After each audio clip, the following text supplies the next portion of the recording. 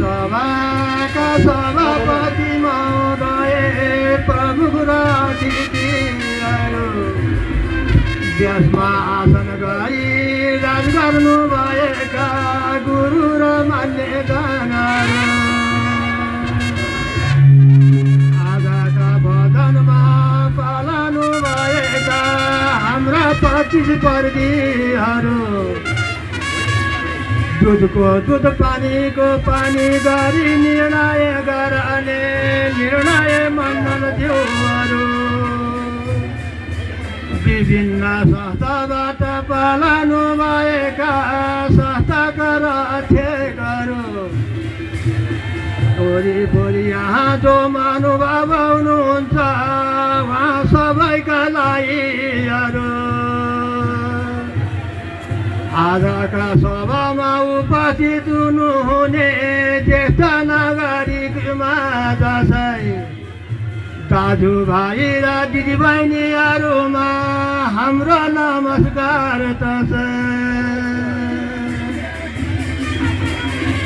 हरि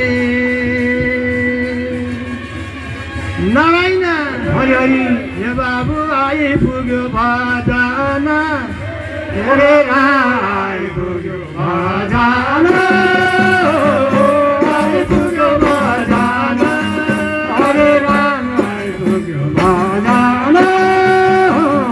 नाच्दै गाउँदै बजाउँदै बजाउँदै आइपुग्यो भजन नाच्दै गाउँदै बजाउँदै बजाउँदै आइपुग्यो भजन रमहरि गर्दै रमाइलो गर्दै रमाइलो गर्दै रमाइलो हरे राम गर्दै रमाइलो सबैजना मिलिकन गर्दै रमाइलो सबैजना मिलिकन गर्दै रमाइलो हरि हरि हे बाबु हजुर आज हेर्नुहोस् मौकाले यहाँका प्रतिनिधिहरूले श्रीरामचोक श्रीनाथ मण्डली नदी मेलामा आए हामीलाई आज निम्त दिएर उपस्थित गराउनु भयो होइन त बाबु हो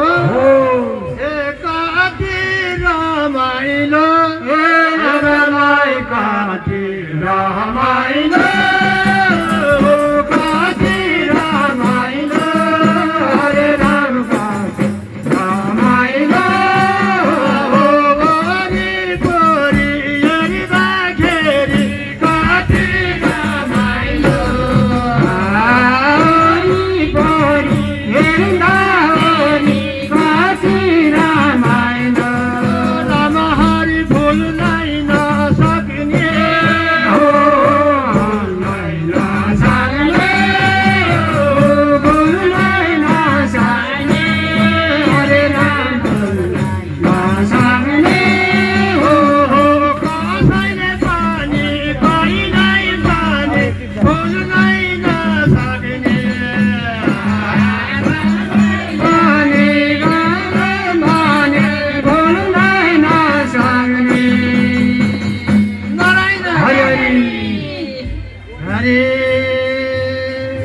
बाटो खुला गर नाच्दै आए अवसर बाटो खुला गर नाच्दै आए अवसर बाटो खुला गर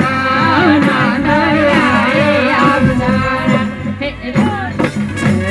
बाटो खुला गर नाच्दै आए अवसर बाटो खुला गर नाच्दै आए अवसर बाटो खुला गर नाच्दै आए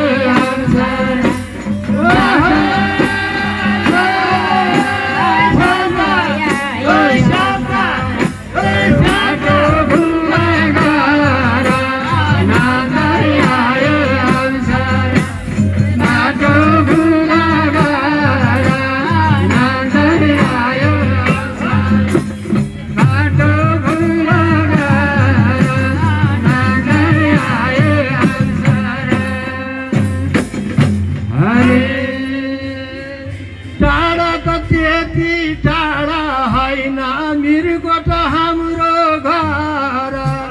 मिरकोट हाम्रो घर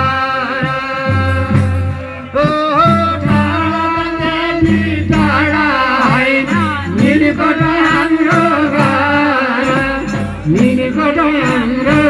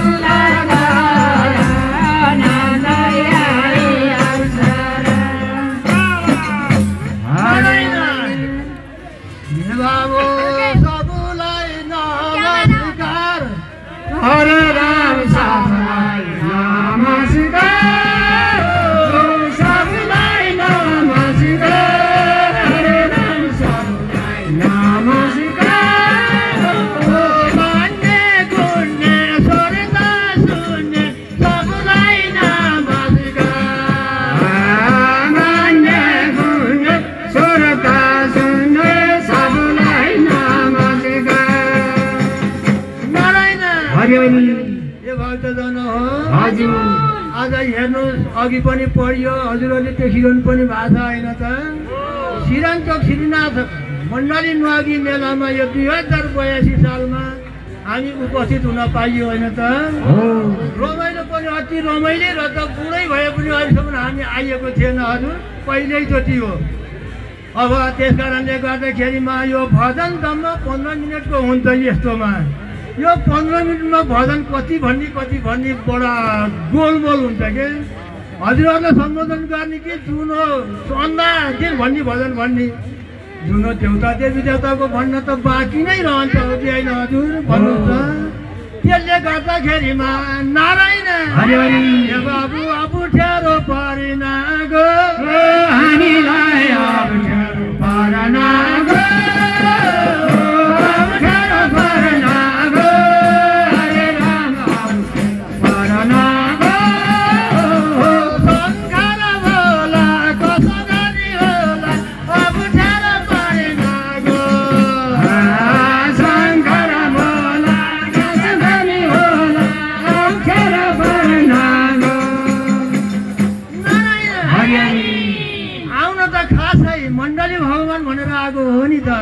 त्यस कारणले गर्दाखेरिमा ती मण्डली भगवानलाई पनि यहाँका जनताले रक्षा गरेको हो कि होइन भन्नु त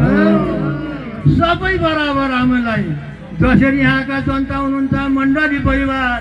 अब यहाँ देउताहरू सबै हाम्रा लागि एकै हो कि होइन त्यसले गर्दाखेरिमा नारायण यो बाबु कोही दिन कोही कालमा हरे राम कोही दिन कोही कालमा कोही कालमा हरे राम कोही दिन कोही कालमा राजा पारी दिदिले कोही दिन कोही कालमा बडो हिदिले राजा पारी दिदिले कोही दिन कोही कालमा नारायण यसरी नै हामी जनता यो कलिजुगका मानवहरूलाई रक्षार्थ सुनुन् भनेर तिनै परिषद राजाले बाटो देखाइदिएको हो कि होइन भन्नुहोस् त मूल शास्त्र भने अब जस्तो रामायण कति अर्थमा सकिँदो रहेछ भन्नु होला भने अब त्यो चाँडै लाइनले रामायण सक्ने रहेछ, चाँडै लाइनले कृष्णको भजन सकिने रहेछ, होइन त? तर हामी अब 60 वर्ष 70-80 वर्ष बाँच्नु परेको कारणले त्यसैलाई लामो बनाएर लिएर गएर रात काट्ने बाटो गरेर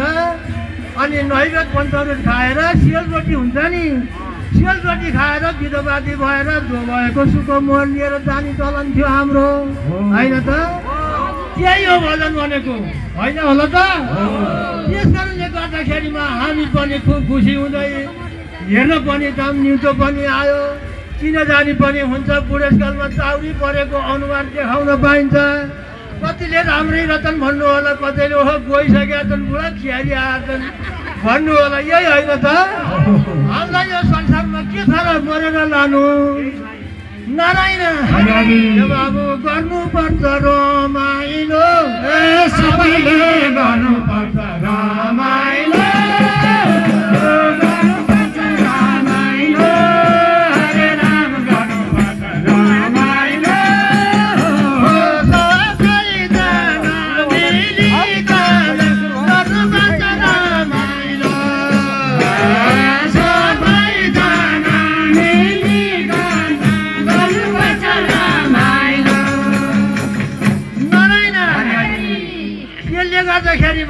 हेर्नु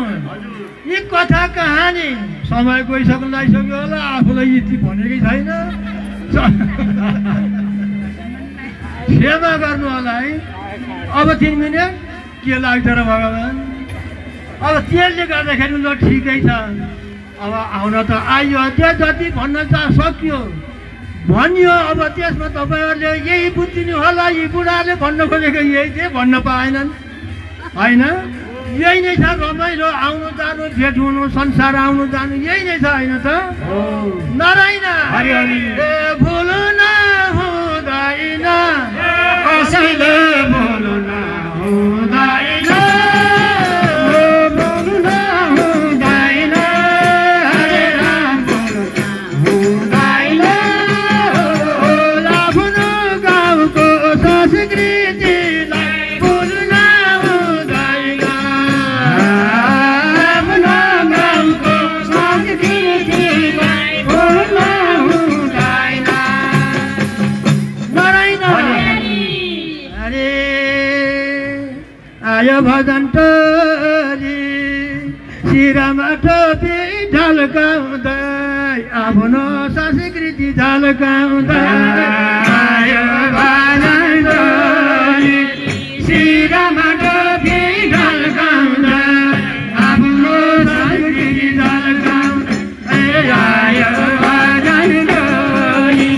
शिरमा टोपी झल्काउँदै, आफ्नो संस्कृति झल्काउँदै। औएर भाइयो आयो भजन टोली, शिरमा टोपी झल्काउँदै, आफ्नो संस्कृति झल्काउँदै, आयो भजन टोली, शिरमा टोपी झल्काउँदै, आफ्नो संस्कृति झल्काउँदै।